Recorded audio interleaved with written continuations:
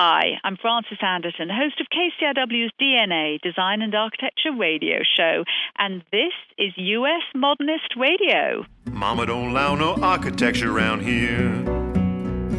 Mama don't allow no architecture around here. Oh, I don't care what Mama don't allow, gonna draw mine modern anyhow. Mama don't allow no architecture around here. Welcome to U.S. Modernist Radio, where we talk and laugh with people who enjoy, own, create, dream about, preserve, love, and hate modernist architecture, the most exciting and controversial buildings in the world. I'm Tom Guild. We're going all over the place today, from Bentonville, Arkansas, to New York City, to Indianapolis, Indiana, with guest Dylan Turk of the Crystal Bridges Museum, Kate Scott of NABR, a development firm doing interesting things with Bjarke Ingels, and Vess Ruchtenberg, grandson of Jan Ruhtenberg, one of the most influential architects and designers you've never heard of. And now, your host, someone architects Norman Foster and Frank Gehry and David Ajay and Zaha Hadid had never heard of, Mr. Modernism, George Smart. Thanks, Tom. A few months ago in late 2022, a modernist tragedy happened. A perfectly good John Lautner house in California was destroyed. As most of our listeners know, Lautner was one of the giants of mid-century modernism. He took the forms of Wright and Neutra and Schindler and threw them forward in time, creating powerful, memorable houses that remain prized today, mostly. Celebrities like Ed Norton and Kelly Lynch own Lautners. And back in 2014, Chris Martin of Coldplay bought a Lautner house in Malibu, the Garwood House. Like most new owners, Martin knew the house needed some work, and he commissioned a renovation by interior designer Windsor Smith. At this point, the story should end happily ever after.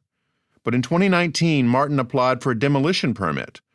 And because that permit never mentioned Lautner the architect or the iconic status of the house, it slipped by the county bureaucrats and got approved. Last fall, having bought adjacent land, Martin acted on that permit and destroyed the house. He's going to build what the very rich are building these days, a family compound with multiple buildings. I'm going to go delete all my Coldplay songs. Well, you might say, and you'd be right, it is his house, and his property rights beat any interest the public might have in preservation. That's true, but the public really never knew enough to comment on this demolition, and those comments and conversations could have produced a better solution, or perhaps a buyer with lots of cash who always wanted a Lautner. You can ruin a modernist house, too. Priscilla Presley, yes, wife of Elvis, bought a perfectly fine Lautner years ago and converted it into a Spanish-style villa. She could have bought any Spanish-style villa without sacrificing an important house in the process. The moral here is, if you want X, don't buy Y and convert it to X. U.S. Modernist Radio is underwritten by Diane Bald and the Budman family, restoring significant architecture in Toronto, Los Angeles, Malibu, and Palm Springs.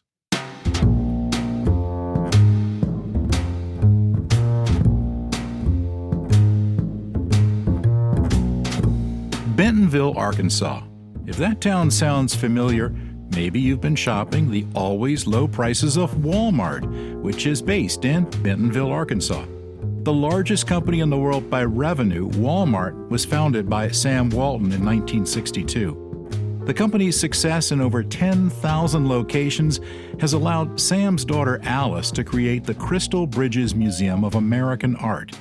Designed by past podcast guest Moshe Safdie, with a museum store by past podcast guest Marion Blackwell, the museum opened in 2011 and it's free to visit. With an endowment approaching $1 billion, Crystal Bridges is one of the newest and most successful major art museums in the world. Arkansas native Dylan Turk, former photo editor of the Little Rock Central High School yearbook, Go Tigers! is now special projects editor of art and architecture at Crystal Bridges. And in May, the museum debuted his latest project, Architecture at Home, an exhibit to spark dialogue about contemporary housing. He's also a private guide and an advisor on art and architecture. Welcome to the show, Dylan. It's great to be here. I love that you pulled on my central past. I don't even know how you found that. We have a great research department, Dylan. We do. So clearly, I love it. Before we get started about architecture, I just have to ask Dylan, at the museum, are there greeters, just like every Walmart has? Does somebody say, "Welcome to Crystal Bridges"? Of course they do. Really? Yeah, we have over 600 active volunteers, and there are 3 to 4 volunteers stationed in the lobby at all times. And right when you walk in, welcome to Crystal Bridges. I love that. That's great. I know. Tell us the story of how the museum got started, because it's pretty unusual for a museum of this size and stature to get created in Arkansas. It really is, and you alluded to her, but everything we do is really stemming from Alice Walton's vision, and something happened to her in the 90s where she kind of wanted to know about the history of our country, and for her, she did that by reading and then started by looking at paintings, really kind of American landscapes, and became obsessed with them and has the means to start collecting Georgia O'Keeffe watercolors or Winslow Homer landscapes. And then it kind of sparked something. And in 1999, she realized, I kind of have a pretty good collection here, and this needs to be seen.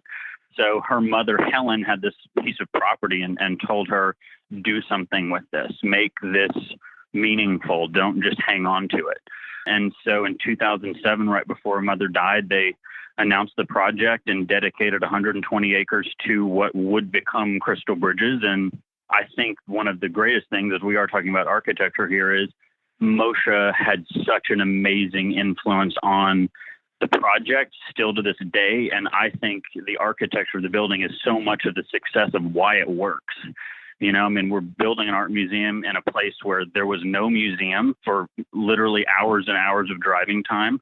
And so how do you do that? How do you place a museum of this caliber in a place and make it feel approachable and not elite and comfortable? And Moshe really leaned into the kind of rolling hillsides and this kind of easy pacing that happens in the Ozarks to create this building that is comfortable. And I always talk about, like, Arkansans are obsessed with nature, which we're called the natural state. And so Moshe and Alice created this vision that's a museum that just feels like you're just walking down a trail in your backyard. And I think that's what makes it comfortable. But they met after she saw the Skirball Cultural Center in LA. She was kind of looking around the country, looking at museums and thinking, like, how do we make something that's real and is a part of a community and isn't just this place to store this collection, right? And toured the Skirball Cultural Center. And then the funny joke is, called up Moshe Safdie and said, hey, this is Alice Walton. I want to fly you to Arkansas. And he kind of pauses and Googles her and reads, third richest woman in the world, and says, okay, sure, I'll be there whenever you need to. And, by the way, where is Arkansas? Right, exactly. Like, give me a map. And so he flew in on this cold January day, and they walked this ravine. I mean, totally wild Ozark ravine with this creek. And I don't know if you've been to the Ozarks, but I mean, it's eastern deciduous forest. It's really dense and bouldery and rocky and cold. And they were kind of walking around, and he ended up falling into this creek in January and getting wet. So they went back to her house, which is her family's home. It's a Faye Jones house from 1957 that's beautiful, to kind of get him dry. And he said, so what's your architectural search process? And she says, you're it. And he goes, what? She goes, I like you. You said the right things. I want to work together. And I have to say, now, 11 years later, they're still really good friends, and he's working on our expansion. And so they really get along. And I think that makes the project great. Well, you previewed my next question, Dylan, was that Alice and her mother, Helen, and Sam were no strangers to modernist architecture, because they commission a couple of different things by Faye Jones, who was rather the bard of modernist Arkansas design? Totally. It was so interesting because I always asked that. I asked Alice at one point, we were sitting in this house by Faye Jones that her parents built, and I said, what was it? Like, why did you decide to become interested in the arts? You were this Arkansas girl who, when she was 10, was selling popcorn and candy in the Walton 5 and Dime on the square. And so I was like, what happened? And she said it was this house. And so her dad met Faye Jones, and they kind of got along. And I never knew Sam, but I've heard he was just kind of a brilliant man. And so, this is the best architect in Arkansas working. Let's have him build a house. And so he built this really low-slung, small for the family. I mean, they had 4 kids. I think it's a 4-bedroom house, rock and natural wood, kind of on this creek. And the family moved in 58 or 59, I think, and lived there ever since. The original house got struck by lightning in 1977 and burned to the ground. Oh. Yeah, and Faye came back and redid it, and at that point, the kids had moved on, so he used the same footprint, but changed the layout and space a little bit more for Sam and Helen to have a more grown-up life. So when you're in a structure that's cold Arkansas sandstone and floor-to-ceiling glass, and you can hear the sound of rushing water, and you see the way light comes in, all of a sudden, great architecture, it's not obvious, right? It just persuades you and pulls you through these experiences of life, right? And so I think unless you stop and ask the question, why am I seeing nature in a different way? What about this space changes me? You don't necessarily know it's because of someone actually thought about how they wanted the light to enter the room. And that happened to her. And so it just kind of opened her eyes. So yes, she still lives in that house in Bentonville. And so I think it's kind of this amazing starting point of this guy, Faye Jones, who worked with Frank Lloyd Wright, who came back to Arkansas and really kind of championed modernism here, really is the impetus for Crystal Bridges. And speaking of Frank Lloyd Wright, you've got a Frank Lloyd Wright house, the Bachman Wilson house, in the museum. Am I right? We sure do. That was it got moved kind of a crazy thing. New Jersey. Yeah, from Jersey. New Jersey. Yeah, New Jersey house. Is the house in the museum or on another site? It's on the grounds. It's not inside the building. So Okay. It's probably, 100 yards from this kind of back door on this piece of property, very hidden in trees. So it's outside. Was this just kind of a random thing that Alice found this, or was she looking to go out and bring back Wright houses or other houses as part of a collection? She never thought that was going to happen. She knew architecture would be a pillar of the museum, really at the beginning, thinking that would just kind of stand with Moshe Safdie and then a couple of exhibits, et cetera. And then this family, the Tarantinos, Sharon and Lawrence Tarantino, lived in this house, restored this house in Millstone, New Jersey, the Bachman Wilson house. It had flooded 4 or 5 times in its lifetime, and they were kind of freaking out, and they were watching CBS Sunday Morning one day trying to figure out what they were going to do. And it was a feature on Alice Walton announcing Crystal Bridges and talking about this place and being in the heartland of Faye Jones and what they were trying to do. And so they wrote to the museum and said, hey, this is our story. We have this house. We think it belongs there. That was 2011. The museum was just opening, and the museum, I wasn't there at the time, but we're really thinking they'd have about 150,000 guests come that year. 675,000 came. Wow. Yeah. And so they were dealing with logistics of how many tables and cups in the restaurant, et cetera. And so it kind of went on the back burner. Long story short, in 2014, the family was just so persistent, and it came to Alice's attention, and she realized this house needed to be saved and she could save it. And so that's when I got hired, and that's when this whole project kind of started of, wow, can we collect architecture on a scale that's not just models, not just furniture, but that you actually can walk through a house. Not wanting to pluck things from across the country because sites are critical, but this house is about to get torn down or demolished by another hurricane. Sandy was the last one that really had some devastating effects on it. So yeah, we started about a 21-month process of taking it apart, moving it 1,200 miles and putting it back together. Was this a matter of pulling it apart like block by block, or were you able to get some large pieces on a truck? Pretty much block by block, actually. The foundation couldn't be moved, so we have a new one, but literally unscrewing every board and batten and labeling them. 2 semi-trucks. A Usonian house can fit in 2 semi-trucks. So yeah, it was really bizarre.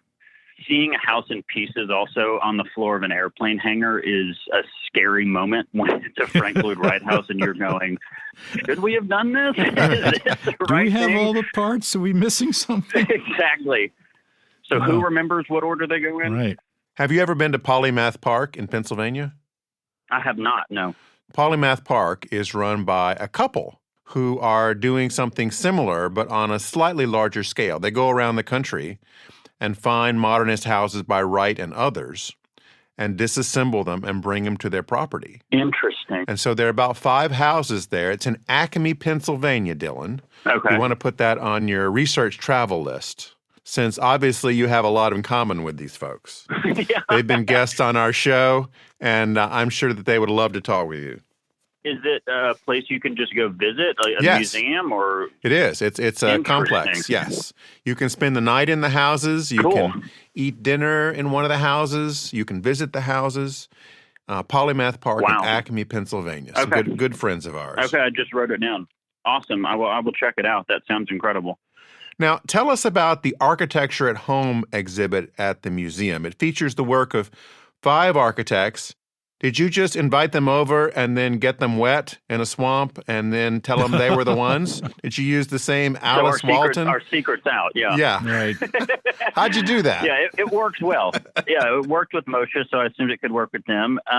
No, I mean, it was really, this started 4 years ago, and I kind of wanted to know, like, what would people now do? You know, we have this house from 60-something years ago that was an idea. Like, what are the ideas now, and how can we as a museum help facilitate putting those out there? And so I started just doing a bunch of research. I had a list of about 150 firms across the Americas, Canada, Central America too, and kind of narrowed it down, kept looking, talking. It was really interesting because when I first started, I thought that I was going to be pulling all of these firms that had like dense research and background of experience in affordable housing. And I met with a bunch of these people, traveled across the country, and then I realized that actually I really wanted firms that had a passion and a question about housing, but maybe hadn't had the opportunity to put it out there yet because they didn't have a client who would do it. Yeah. And that there was some more creative flexibility there because I talked to so many people and they're like, high density, you know, that's our solution, or micro spaces and everything. And I'm like, is that really it? You know, is there nothing else? Anyway, I met with all of these firms and convince them to go on this long and complicated journey with us to build these structures. And, you know, we had a budget and we had like real constraints of it had to be built on a timeline to open for a show. And we had never done anything like this before. And so everyone did. And they threw their heart and souls into it. I'm so grateful for these architects. I mean, we got so into it and people went above and beyond and stayed. One firm literally stayed in Bentonville for like 2 months because part of their structure was like hand chiseled. And I mean, it was just so neat. And the structures are up. I hope you can visit them because they're up for probably another year or so. I've got that on my list. Good. Tell us the 5 firms. Yeah, so the 5 firms are Studio Sumo. That is Yolanda Daniels and Sunil Bald are the principals there. Levin Betts, that's David Levin and Stella Betts. Mutuo, that's Fernanda Oppenheim and Jose Harasi. And then Perez Palacios Arquitectos Asociados. And we worked there with Pablo Perez. And then Studio Indigenous, founded by Chris Cornelius. And they're like all over the place in terms of their backgrounds, what they're interested in. Really, this whole thing can kind of trace back to probably about 6 or 7 years ago with Levenbet, who's a firm out of New York. I know them, yes. Oh, good. They're amazing. They're dear friends. I adore them as people. I was walking down the street in New York and I ran into this small little gallery and they had some furniture that they had designed in this gallery, part of this show. I saw it and I messaged them and I was like, hey, can you guys around? And they're like, come over to our studio. So went over, chatted, long story short, brought them to Bentonville for a lecture. We sat out on this patio eating burgers and drinking a little bit of whiskey. And we're talking about, can you make housing affordable and what does it look like? And now, you know, several years later, we're sitting here and they have this amazing structure, the whole thing done in Arkansas with Arkansas wood, Arkansas workers. It was really pretty cool. All the way to, you know, Chris Cornelius from Studio Indigenous, who didn't know me, and I was just a random guy wanted to talk to him, and he kind of was like, okay, maybe, what's your story? What are you guys trying to do? And then really got into it, and he created this amazing structure called This Is Not My HUD House. He grew up in HUD housing on a reservation in northern Wisconsin, Oneida Reservation. he built a structure of all the things his HUD house didn't have. And anyway, it's really interesting. So everyone did really a wide range of ideas about what their idea of home is and how it's really different for everybody. I understand that you gave them all the same mission. You have a family of 3. Yep. They live in Bentonville, Arkansas, and their house can't cost more than $200,000. Oh, wow. Yep. That's a great mission. It really is. It was that, again, like I said, they had to take a leap because that's a crazy task, kind of, and they had, I bet, 2 years to figure it out and build it and open it, and none of them lived here. They all did it. Which is interesting. I don't recall anything like this since the Museum of Modern Art had garden houses built full scale. Oh, yeah. In the 1950s. Long time ago. I'm so glad you brought that up. Did you ever study those houses? Yes. And those images of those houses in that garden, I love those. I love those stories. I love that they were doing that. And we tracked down one of the people that lives in those houses. Yeah, we found one of the houses that had been missing for 70 years. Which house or who designed it? This was a house by Gregory Ain. Uh-huh. It was taken apart when the Museum of Modern Art closed the show in 1950, and then the radar goes dark. No one knew what happened to it. And we did some research over a couple of years and was able to find the house about 30 miles north of there. Right, in New York State. Wow. With a second family that had owned it. And it was a big spread in the New York Times about a year and a half ago. And everybody was available for an interview. Oh, wow. Even people in their 90s who had attended the original exhibition in 1950. That's right, yeah. Oh, my God. What did they say? What was their memory of it? Do you remember? One lady who we talked to, it's like she went yesterday. I mean, she just told exactly what was happening. Amazing. It was a fascinating experience. But let me ask you this, because so we don't have to do another story about you, Dylan. What happens to these houses when this exhibition closes? That's the question I don't have the answer to. It's this really strange thing. We're not throwing them away. My God, no. I'd love to see them stay for a little bit. I mean, they're really well built. I'd love to see them last a little longer. My director is like, can we move them and create a music venue out of this one, or can it be this or that? And I'm like, I don't know. I hope that we can keep them on the museum, and then we can kind of do a next chapter, which is actually build some of these in the real world. Yes. That's the next step.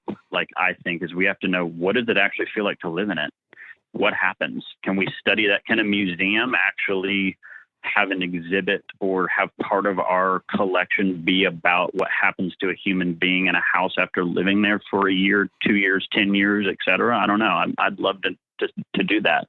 And if you can't move them, I mean, they could always become, I suppose, a residential experience for... Oh, you live at the museum? Yeah, for people to come in and book a month at the Crystal Britches. And as part of that, they would have to report on what it's like to live in this. I mean, you could make all kinds of things out of this.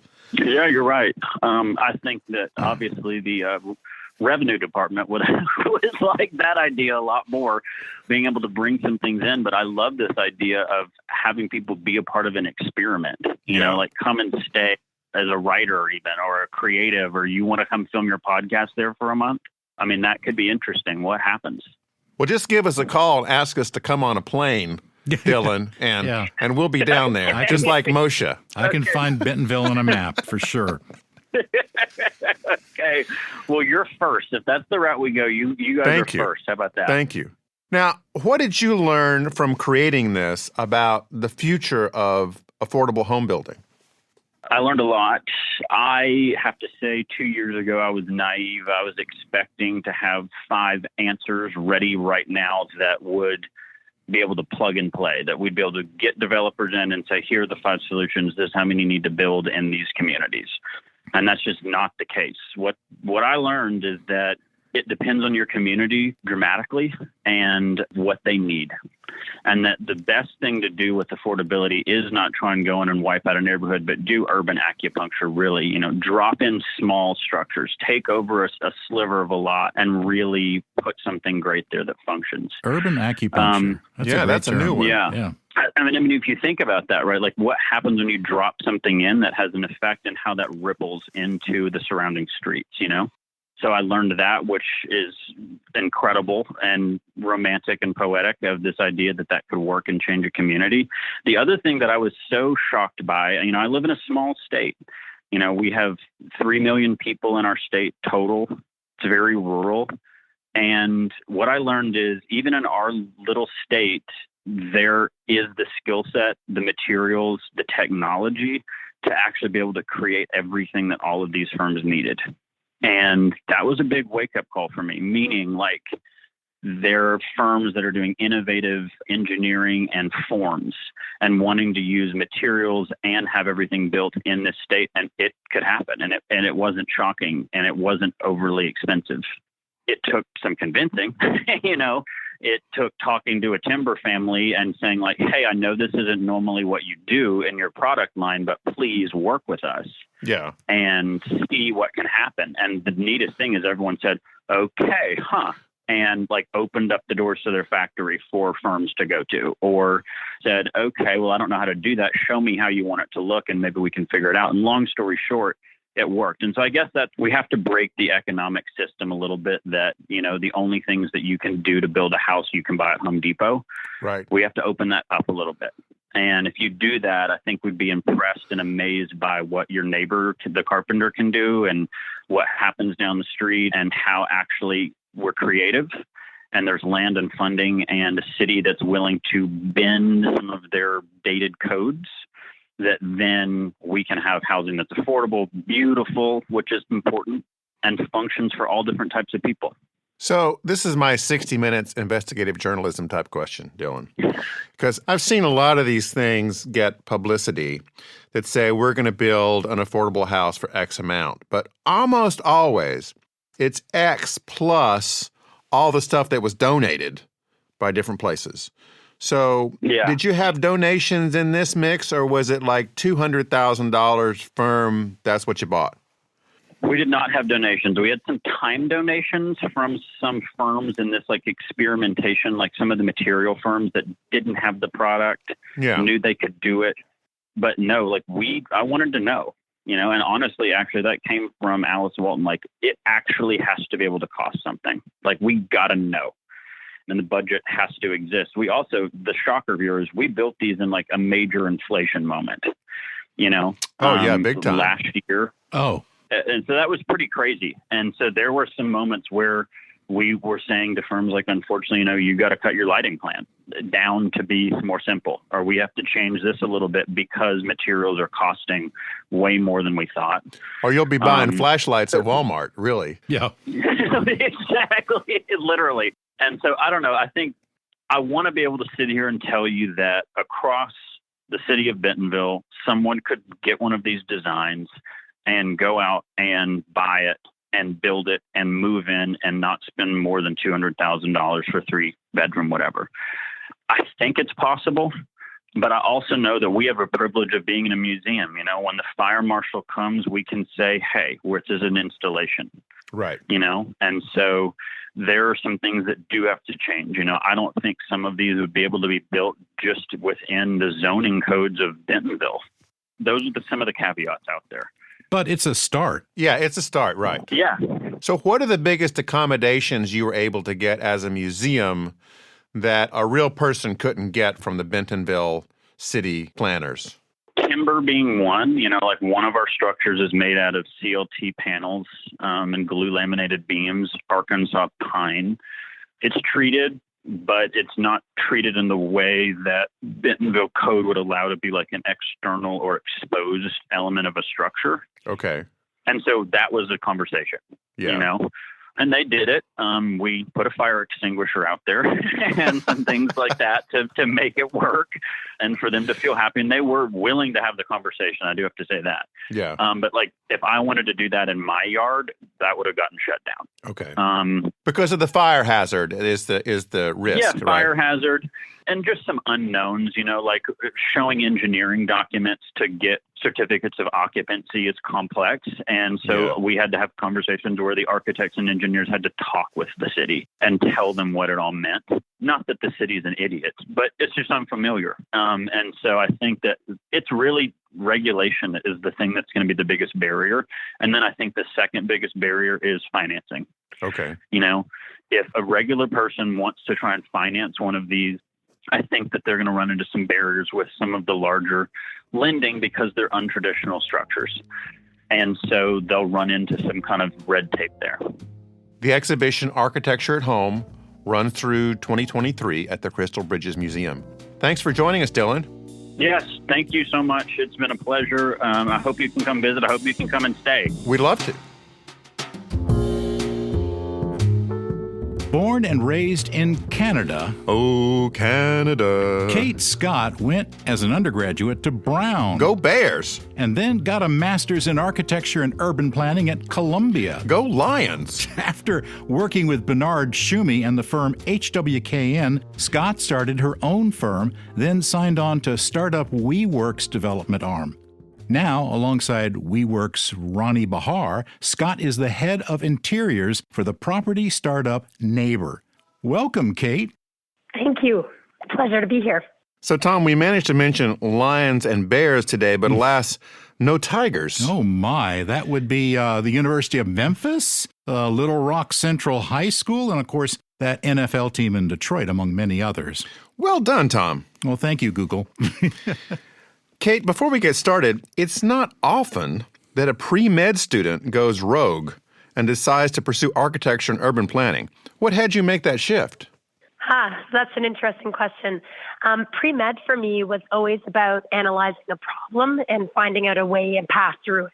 And so I chose not to pursue medical history, but then when I started in New York City, I was a journalist and an editor working with some of the best universities, libraries, and museums to develop online education content. And I really found, again, the analytical aspect super compelling, but was always interested in also the urban environment and had chosen New York as my first home post-college. And so when I went to Columbia, I started in urban planning and then pursued a dual degree with architecture. And it surprised me that I was so compelled to study architecture. But it was a perfect balance of spatial learning, urban learning, political learning, and also analytical learning. And so I was very excited by all of those things that wrapped up all of my interests. Were your parents disappointed you didn't become a doctor? No, I think my parents were surprised I wanted to become a doctor. My grandfather was a doctor, but I don't think there was a large disappointment. I'm the youngest of 4 children, so I'm the anything goes child. Yeah, there you go. Okay, right. Yes. Now, have you felt any compulsions to design a hospital, Kate? The closest I've come to designing a hospital was at one point I sat in on a few meetings for the Paris Zoo that Bernard Schumi led, the redevelopment of the Paris Zoo. And it was, just super interesting. As a child, you experience a zoo and you experience the animals. But as an architect, you think about all the feeding rhythms, all the cleaning rhythms, like all of the back of house that has to go into a zoo. I imagine it would be similar with a hospital, but I've not had the privilege to design one. Well, you worked with Bernard Schumi on the Carnel Dome Concert Hall in Switzerland, which I just love. Tell us about that building. Oh, good. I'm glad you love it. It is a passion of mine, that building. Bernard and I worked very hard and very closely for several years on this building, of course, with the team largely based in New York. But really, it was a really diverse program. They wanted a world-class concert hall, a theater program, a black box theater, but also spaces for art classrooms and music classrooms. And so you had, programs or uses that needed to have sort of lower ceiling heights, and then uses that needed really high ceiling heights. And so as we looked at the program and we sort of analyzed it and we looked at all the boxes, like the Lego pieces, it really came to us that we could stack 2 sort of smaller pieces on the side and have the big central piece in the middle. And it was from that actually Bernard came up with the vision to sort of unify it all under one roof of a dome. And then we pursued that vision. And now I believe he's actually working on a second building on the same site. It looks a little bit like, taking Captain America's dome and, the shield and putting it on its side. Yeah. Oh. Yeah, we often joke about that. It's like the day the Earth stood still in a way, like, the alien walking out of the dome. Yeah. But yeah, it was a really fun project because it's sort of a weird dome in the middle of a beautiful landscape. And then within it, there's this sort of nice warmth of the wood, the huge concert hall, and then very open spaces where the students work together, learn together. But it's in a pretty amazing school. So we were very, very happy to be working on that project. Were there any interesting acoustical challenges working inside a dome?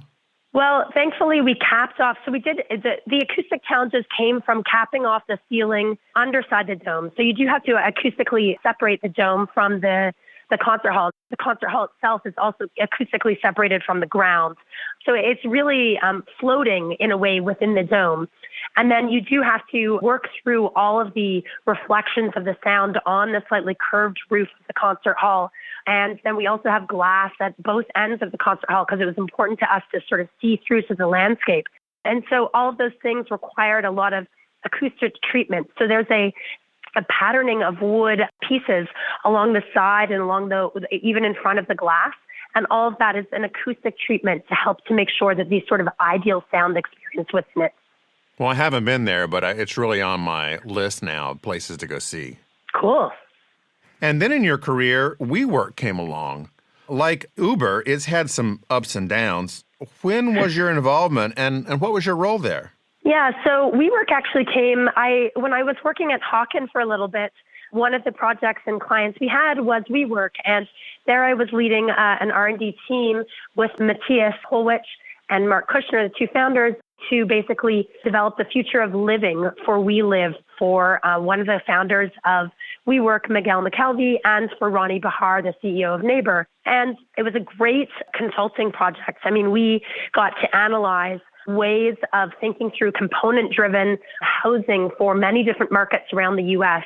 Sadly, not a lot of that came to fruition, but it was still incredible work. After Hawken, I did do my own work for a little, but Ronnie Bahar sort of convinced me to join the WeWork fold. And there he was actually doing a very interesting initiative, a number of special projects, sort of the initiatives that take a lot of effort and a lot of interdisciplinary work and pushing on them every day to make them realize. One of those was working on some urban initiatives, and so I joined him to help with some of those urban initiatives. So I was there for the 2 years prior to the major fall, so to speak, and then afterwards I went on to other things. So say more about We Live. I haven't ever heard of that. Yeah. So there was a large team internally at WeWork for a number of years working on it. They had a major building down at 110 Wall Street in Lower Manhattan where they launched. I was not involved in that particular product offering, but what it was is it was more of a, in a way, a counterpoint to NABR because it was micro living. It was looking at ways to identify very small living spaces, but grander public spaces or grander amenity spaces. So the idea was that people might not have the sort of huge luxury of space in their apartment, but they're paying for what they're getting, but they have the ability to meet their neighbors in a sort of urban way in these shared amenity spaces. And so it was bringing a lot of the sort of WeWork social experiments to the idea of micro-housing. Like lounges and cafeterias or exactly. Things like that? Yeah, like a shared kitchen, like a chef's kitchen where people could get together and like cook like Thanksgiving meals. Interestingly, a lot of the people who ended up going to 110 Wall were a mix of ages. You had some people who were like retirement age who wanted to be surrounded by sort of younger energy. You had young people who wanted to be on a month-to-month but couldn't really afford or do like a large lease in New York City. And the melting pot worked in places like this sort of dance studio where they had programmed activities, cool lounge where they had the free coffee bar, and then, the chef's kitchen where people would cook big meals. So it really worked in a way that I think was potentially particular to New York City. So I would have loved to have seen it play out in other cities, but alas, it did not happen. I've been in about 15 or 20 WeWork locations around the country. And in a couple of them, I swear, some of those people were living there. Did you ever discover that they were hanging out there at night? Yeah. I am sure that was true. I am sure. Yeah. That's the Elizabeth Holmes move. Exactly. I'm sure every single community manager has a special story to tell about their WeWork. No doubt. So how did you get to NABR? So after WeWork, I was doing a number of different things. I'm trying to remember, the pandemic has sort of squashed all sense of timeline. But I've always been in touch with Ronnie. Ronnie is who I worked primarily with at NABR. And he's someone I just have incredible respect for because he's seen every aspect of the industry, all the development stuff. He's also a serial entrepreneur. So we were talking, and he had been in the early days of the pandemic, pre-pandemic actually, been talking with Bjarke about what their sort of shared passion were, because they both knew that You have to give us notice so we can press that button. I'm sorry. The angelic voices indicating Bjarke's presence. So Ronnie and Bjarke had been talking about sort of what their shared passion is, because they both really wanted to work together and were trying to figure out what the approach was. And as they started to hone in on housing, I knew that that was something that I really, really cared about and then I wanted to work more on. So I was, I believe, the first employee of NABR. I'm working at the sort of pre-pandemic and then throughout the pandemic and the early team. And there was a crew of us, and Nick Kim was also part of the early crew. And Nick is a co-founder as well with Bjarke and Ronnie. And they all bring kind of an amazing trifecta to the company. And so that's how I came there. And this is all part of a new word I've learned called prop tech. So tell our listeners what that is exactly and how it relates to NABR. Yeah, it's a whole category where people are investing in property technology. It's the tools that real estate experts are using to sort of buy and sell and optimize buildings. So I think prop tech has been talked about in a very traditional way too. So it's like, how are you buying and selling office spaces? How are you buying and selling new technology? So lots of these very simple ways. I guess the question can be, how do you leverage prop tech for new ways of home ownership, which is one of the things that we're trying to do. So while prop tech is a huge, huge category, we're looking at it through the lens of home ownership and also sort of property development, building of homes that people can own. And NABR's main focus right now is in San Jose in California. Is it true that you've got something like $1 trillion in projects in development? $1 trillion? $1 trillion.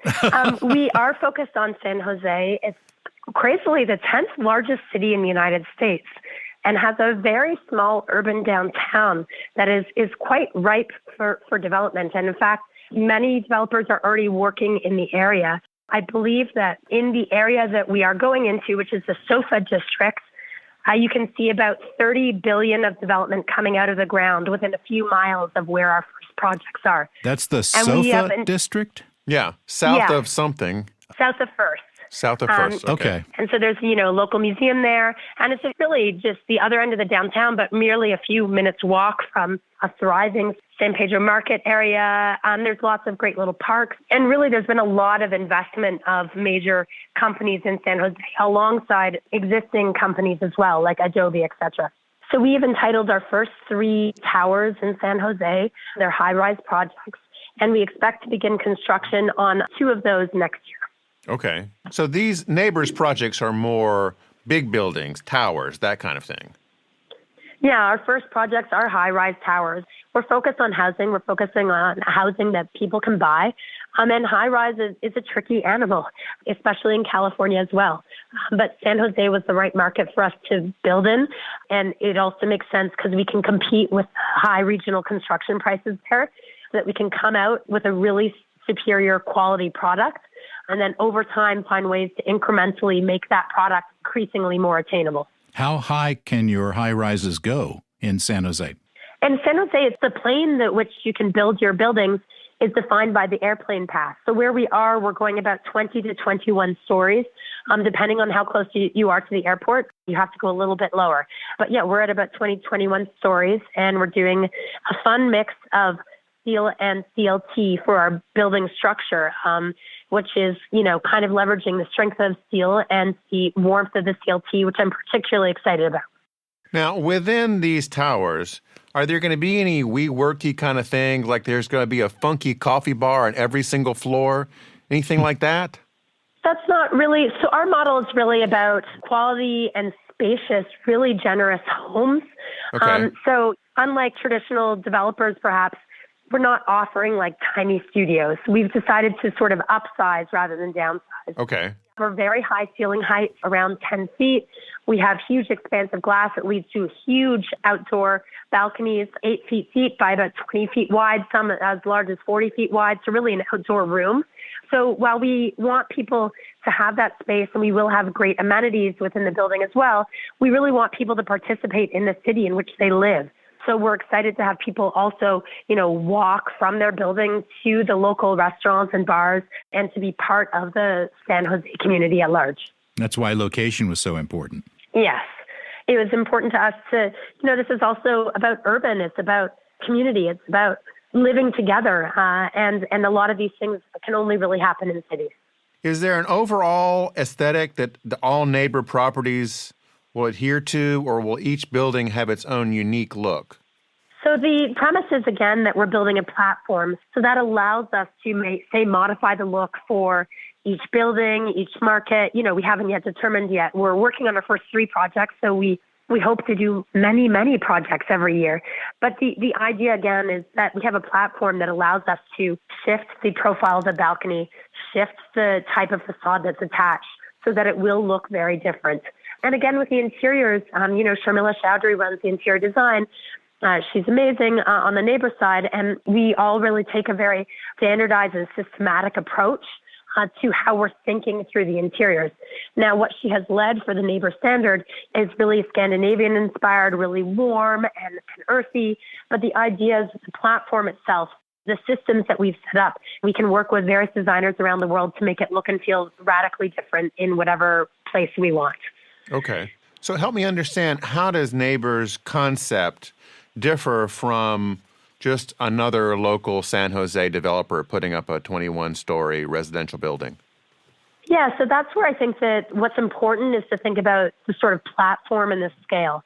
When you think about post-war housing, single-family homes, apart from some of the sort of ill effects of some of those initiatives, when I think about this productization aspect of that, there's that iconic photo of like the site and every single piece for the home laid out on the site, and then people would build a site in X number of days. Like lustrons, yes. Mm-hmm. Exactly.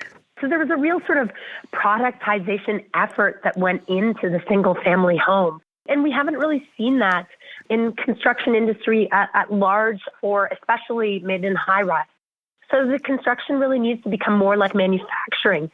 Over the last 2.5 decades, we've seen the productivity of manufacturing in the U.S. has almost doubled, while construction is nearly flatlined. And then when you look at products as an example also, that products like smartphones or televisions or washing machines have become better and better at a more and more attainable cost over the last 2.5 decades. But we just haven't seen that in our homes. So we're trying to think of a new way to build our homes. We want to leverage technology. We want to leverage systems so that we're thinking about scale at all times.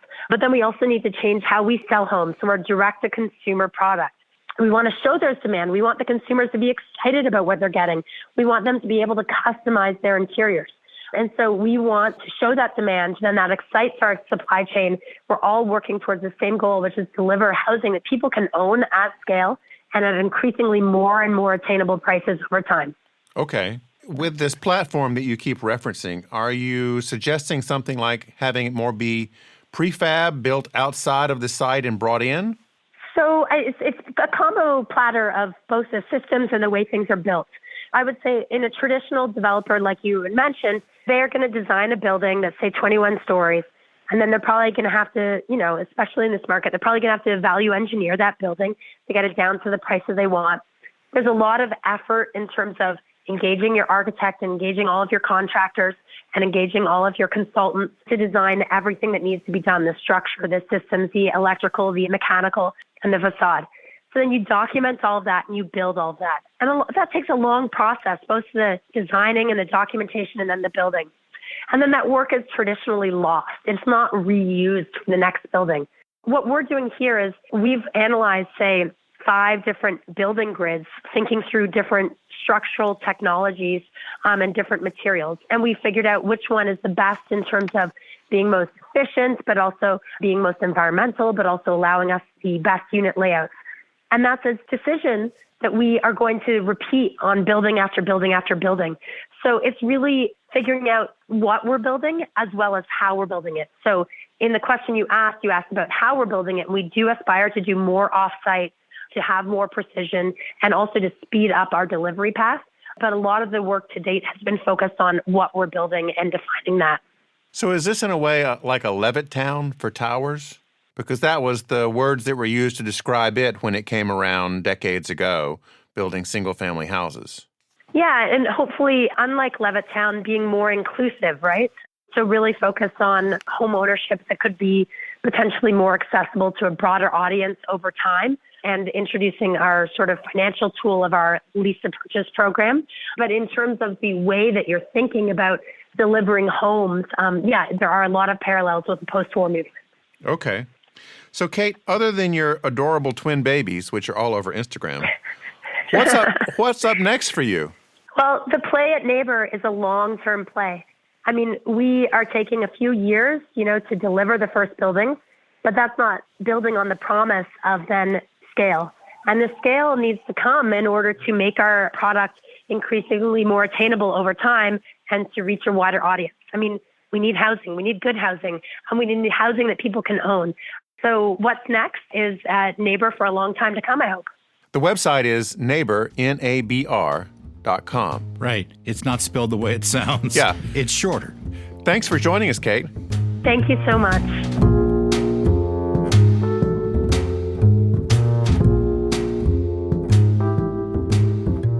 Vess Ruchtenberg has been active in the Indianapolis music scene for decades, starting with the punk band the Zero Boys at age 18 and eventually touring with the Lemonheads. In 1996, he played Late Night with Conan O'Brien with the Bloomington-based band Mysteries of Life.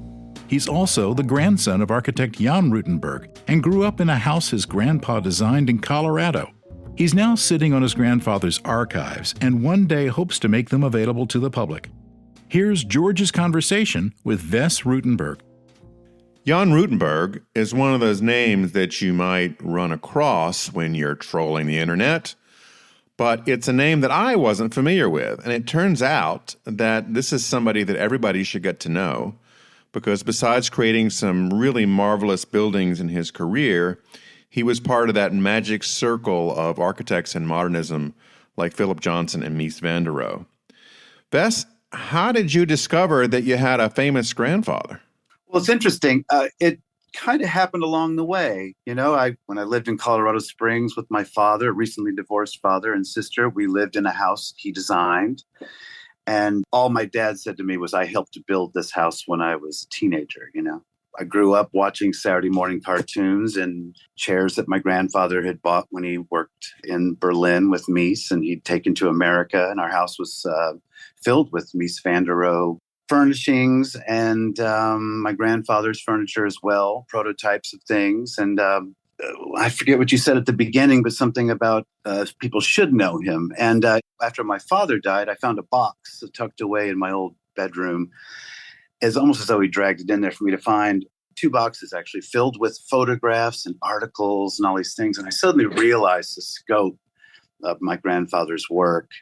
And after a little bit of time and conversations with different people, I suddenly realized that maybe he wasn't just my grandfather who built some buildings, but he was somebody that people should become reacquainted with. He had great principles. He worked with he worked with some big names, but as people know, you can work with big names and not be an interesting person. Right. He just happened to be one of those people that if he was asleep in the corner in the room, he was still the most interesting person and everyone was paying attention to him. He's just one of those people that he couldn't help. So how did he get into architecture in Germany?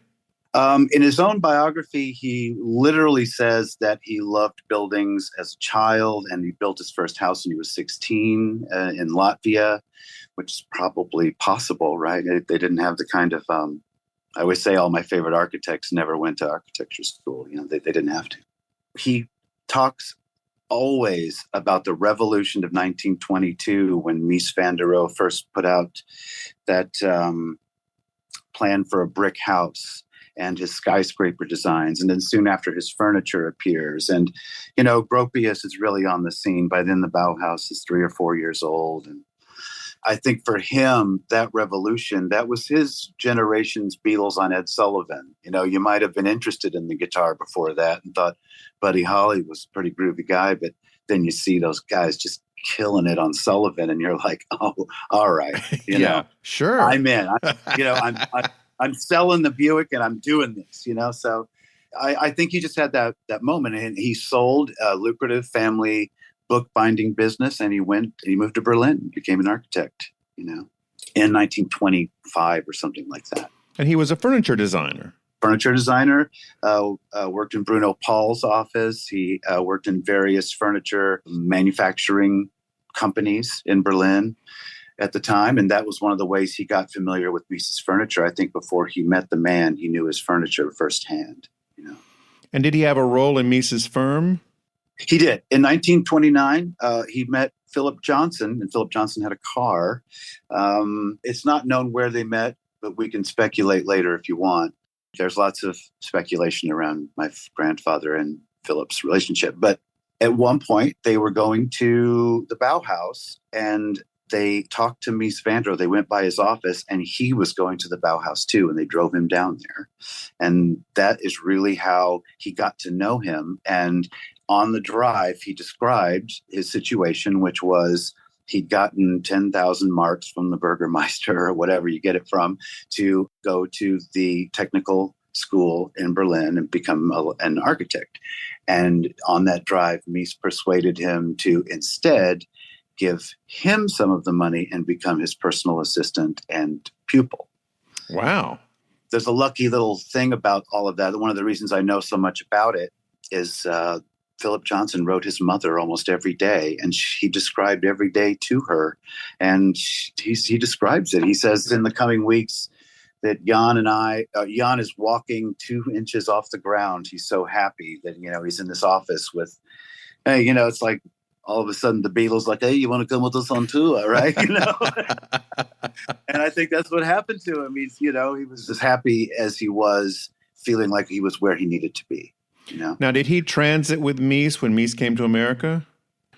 No, but part of Jan's story is he helped it be possible for Mies to come here. He worked as a salesman for his style in every way of thinking, by working with the Museum of Modern Art. He was able to, with Philip, get his influence there, but also just his name around town. He'd redesigned the Rezer's personal house before.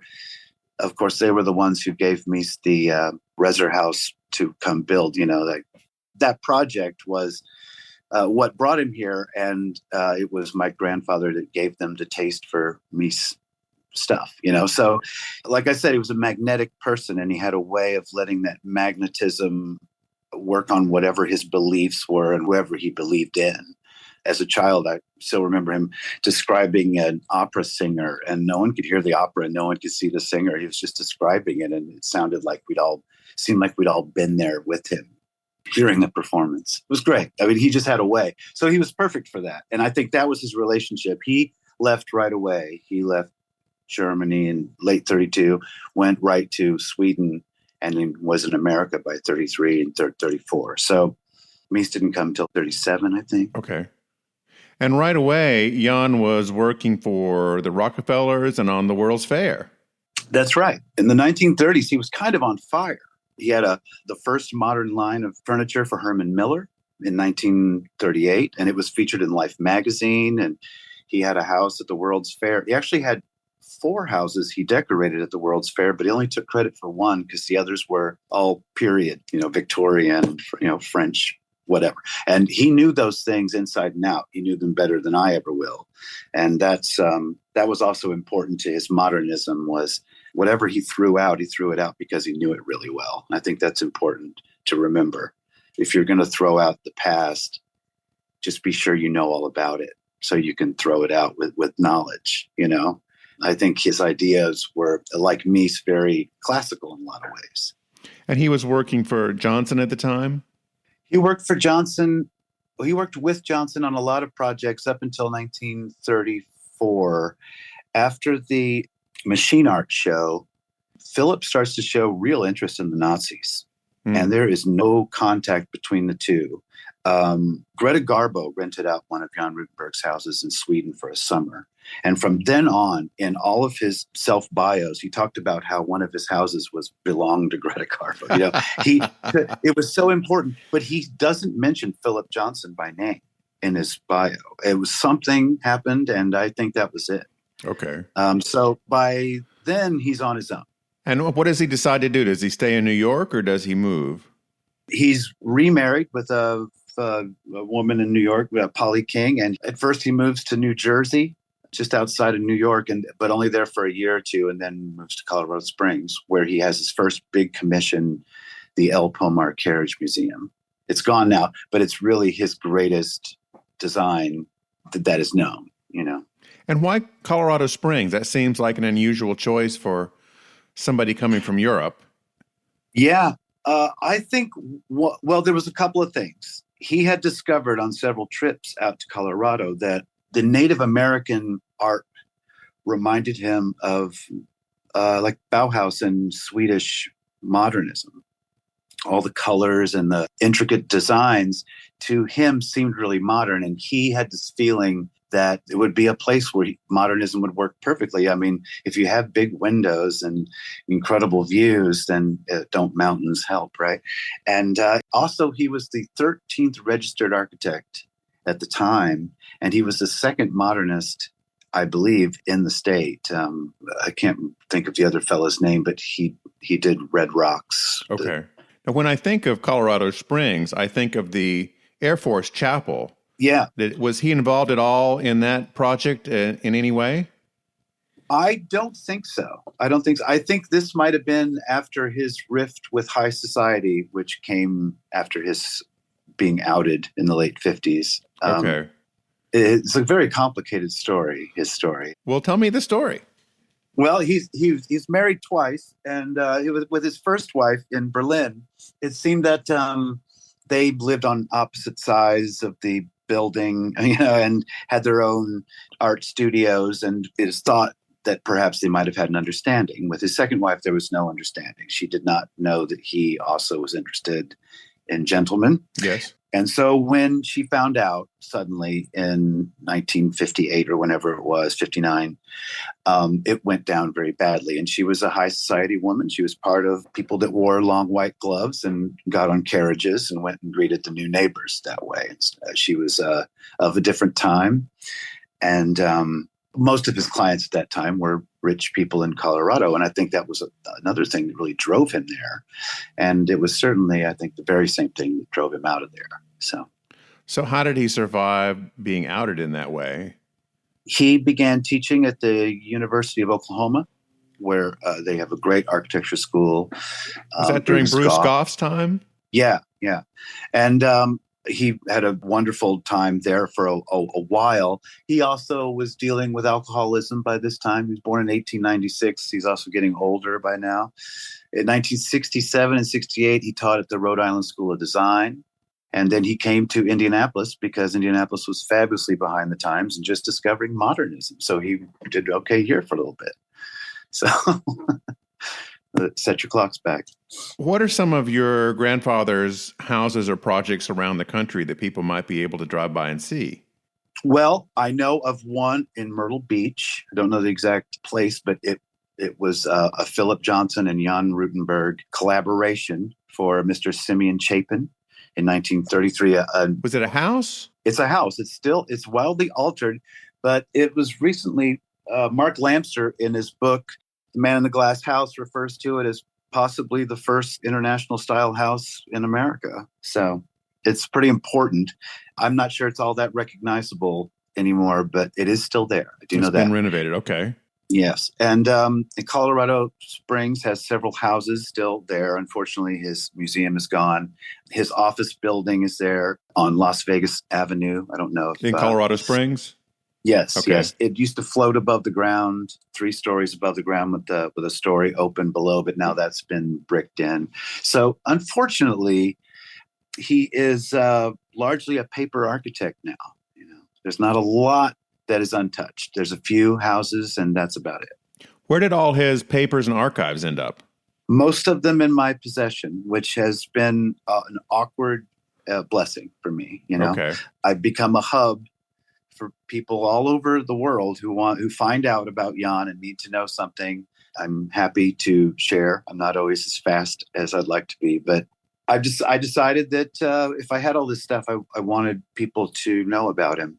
And so I've just tried to answer questions and help people find things out. And I've become a fairly good researcher, or at least, and also good at finding other researchers to help, that kind of thing. So Now, I know there's at least one book about him that Elaine Freed wrote called Modern at Mid-Century. Yes. She's a professor at, I think, Colorado College in Colorado Springs, and she's very nice. And I lent her a bunch of photos, and she has a fabulous photographer who documented several buildings, both currently existing and in good shape, and a couple right before they got torn down. So that's a great book. If you get that one by Elaine Freed and the commercial article, you can get a lot of information about it. Hopefully more will be coming soon. I have an exhibit I'm trying to get out and about. So, did your grandfather encourage your father to become an architect? What did your father do? My father was an architect, and even more commonly, he was an engineer and sometimes an office manager. And yes, I believe he was encouraged to be an architect by my grandfather. And subsequently, I was discouraged by my father. Like he said, I'll break your arms if you become an architect, kind of thing. And he wasn't always joking when he said it. And I think for him, he saw how painful it can be. I don't think he thought a guitar player was the right answer for that, which is what I really am. But I see that here in Indianapolis. I think if you were an 80-year-old architect and it was Christmas and your grandkids wanted you to show them the buildings that you built, you might not be able to do it. Yeah. And I think that was part of it. But yeah, he discouraged me, but he was encouraged, and I think a little browbeaten. My grandfather was a perfectionist, you can imagine. So, isn't it interesting how, though you might not choose architecture, it kind of permeates your DNA now? It's part of who you've become. That's exactly right. And that was why I was able to tell that he wasn't just a modernist with, a big window here and there and a flat roof or so. His idea was to get the building out of the way of nature. It was like a viewing porthole for life itself. As you enter a building, you're treated to a nice little, a progression, a processional through the house. And you go up, you go down, you get squished, it gets big. Everything moves so that it's a living exhibition of life. And that is a real talent that you don't always get. Even in any great house, this can be done in a Victorian. It can be done in any house. You can just get moved by somebody really trying to make art out of life, and I love that. A pumpkin on the ground rotting is potentially just trash, right? Or right. Certainly compost. But if you put it up on a nice white, on a pedestal. Thank you, a pedestal. You're so good with words. Put it up on a pedestal and put a light on it. And suddenly it becomes something special. It's the one thing in a white room, it's art at some point. And I think a good architect understands that, and scale and proportion and all those things. And those are the things that don't get talked about when people talk about buildings these days. You hear about clean lines and things, but you don't always hear about the poetry of good building and the processional through them and those things. And they're kind of the most fun parts. You have to read the architect's websites to get those kind of lyrical descriptions. Yes. You won't find it. You won't find it in the press generally. No. I do miss Robert Mouchon. Now, while your dad was an architect, your aunt, I believe, was an artist? Yes. She was a painter. Her paintings are hard to describe. They're dark and they're long figures, and her greatness was really never challenged by anyone who ever saw her work. She had a lot of great exhibitions in her life. She was in the Smithsonian, I think, at some point. Yes. Her paintings hung in almost all the great galleries through the 40s and 50s. And she kind of had a negative reaction to the pop art movement. She didn't find it amusing and kind of went into recluse mode after that. She moved to Des Moines, but continued to paint. When I went to her house, she had a big studio, and it was it was a studio. It was all these factory windows and big giant paintings and paint everywhere, and little vignettes set up that she would be painting. And the entire house was just gorgeous. It had Bauhaus furniture in it. It was just really classy, Native American rugs. again, she wasn't necessarily the biggest fan of my grandfather for reasons I never quite understood, but she inherited the same intense artistic sense that he had. So, and you've taken that same sense and put into your music. Very much so. Yeah, any of my friends will tell you how obnoxious I am. And I mean that in a good way. The world around me, I've always seen it in the most positive light that I can, even though sometimes it's hard these days and other days. But I'm always adjusting the lighting. I'm always trying to make right now a more aesthetic experience if I can. And I fight for buildings that I think need to stick around, especially rare objects. I like things that somebody tried to just break a little bit of the mold on. I like people to run the other way when everyone's running south and one person heads north.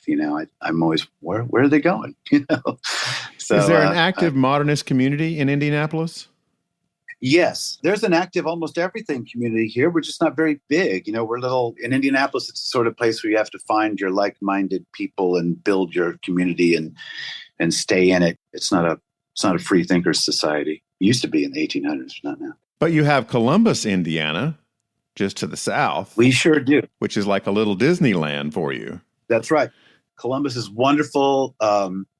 New Harmony is wonderful. There's a beautiful Philip Johnson. One of his best works is there. The Roofless Church. I highly recommend it. Highly. It is nuts. And there's no way to take a picture of it. It's 100% experience. It's great. I would think the people in Columbus would help you with putting some sort of exhibition together somewhere. Yeah.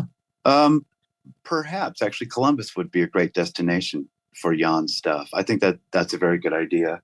There's an interest down there that if you're on Instagram, you'll see people, modernists, maybe like you and me. We might go on vacation and go to the Tugendhat House and fly to America, and you go to see some Frank Lloyd Wright up in Chicago, and then you come down to Columbus and take some pictures, and then fly to LA and catch a few things, and then come on back home. And you see it all the time. And Columbus is one of those stops, one of the big stops where you can really get a bang for your buck, a lot of modernism, a lot of big ideas. And there's no way to stress the importance of that any more than that experience. It's just in a place like where I'm from, I'm sorry to say, there's just not that much. And what there was is not here anymore.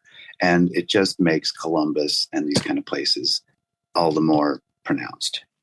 We've done a couple of shows about Columbus and taken people to Columbus on trips. So it really is a wonderful place to spend a day visiting both houses and commercial facilities and churches by famous architects from all over the world.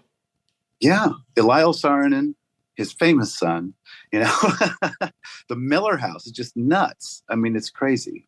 And for me, the spirit of what my grandfather was trying to sell, in parentheses, to the American public in 1933, that's what Columbus is all about, is the fruits of that labor. And so that's one of the reasons that I think he's so important is I'm not sure our iPhone would look the way it was without people like him at that time.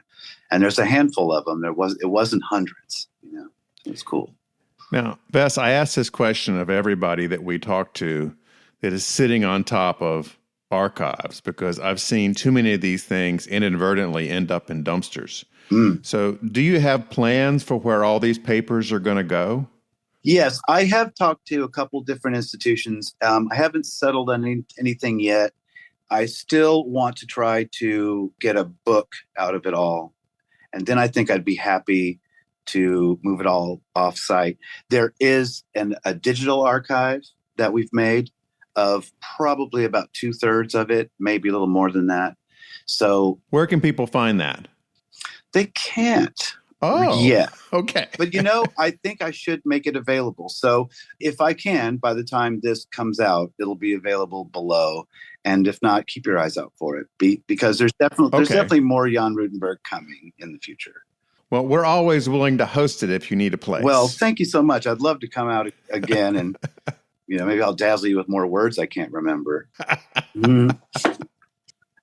As you look at your grandfather's legacy today, what do you think he'll be most interested in if he were a 30-year-old architect in 2022? Well, that's interesting. I'm not sure that he would be able to be an architect in this world. But I think if he was, he would probably be, well, ironically, if you look at the houses of the 1930s, every room puts you outside. There's no air conditioner. The heat is relatively a passive thing. It's supplanted by fireplaces from time to time. And the flat roofs you live on, you don't just run water off of it into the gutter. And I kind of think he might just be in the world of houses made for a more climate-friendly future, but with style. That's one thing that it might be missing from a lot of the experimental houses out there, is great style and panache. And wouldn't that be nice too? From what you've described, I could see your grandfather Jan having a wonderful Instagram account. Yes, indeed. You just wait. It's beautiful. It'll be beautiful. Well, Vess, thank you so much for talking with me. It's really great to learn about your grandfather, and we're going to try to highlight him. I really appreciate it, George. Thank you so much. And I love your show. Thanks for listening. U.S. Modernist Radio is underwritten by Diane Bald and the Budman family, restoring significant architecture in Toronto, Los Angeles, Malibu, and Palm Springs. Visit usmodernist.org's massive archives to listen to past shows, discover documentation of 15,000 significant modernist houses, and access 4 million pages of classic 20th century architecture magazines. U.S. Modernist Radio is produced by Soundtracks Recording Studios in Raleigh, North Carolina. Our theme song is performed by George Smart and Robinson Earl. Research this week by Kelly Policelli, who's getting in some scanning for us as well. Excellent. Putting it into the U.S. Modernist Library. U.S. Modernist Radio is a production of Modernist Archive Incorporated, a nonprofit educational archive for the documentation, preservation, and promotion of modernist residential design. I'm Tom Guild. George and I will be back soon with another Arkansas to Indianapolis edition of U.S. Modernist Radio.